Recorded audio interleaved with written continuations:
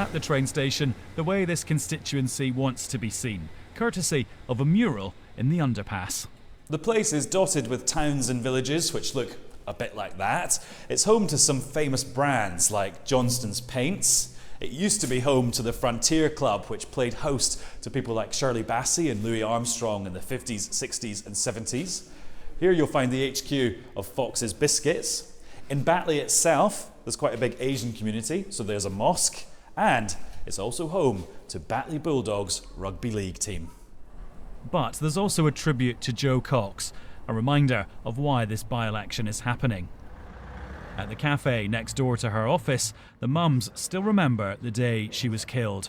It was really horrible. All kids were crying and everybody were upset. And when we got the text message from school saying that they were locking school down until further notice, it was scary. There was like, you just want to be able to go and pick them up and bring them home, but we couldn't get into them. And it means there's hardly any by-election buzz. Have you even kind of noticed that anything is happening?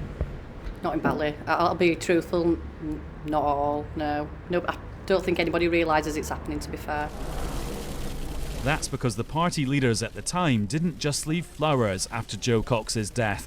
Out of respect, David Cameron said the Tories wouldn't stand. Neither had the Lib Dems, UKIP or the Greens. Chatting to voters, most understand the sentiment, but a few feel disenfranchised. Of the 10 candidates who are standing, several are from smaller right-wing parties, and they've been accused of trying to capitalise on tragedy. And there's been a controversial leaflet. It purports to be from the Britain's Stronger in Europe campaign, which no longer exists. Because it doesn't say who it's really from, it's been reported to the police.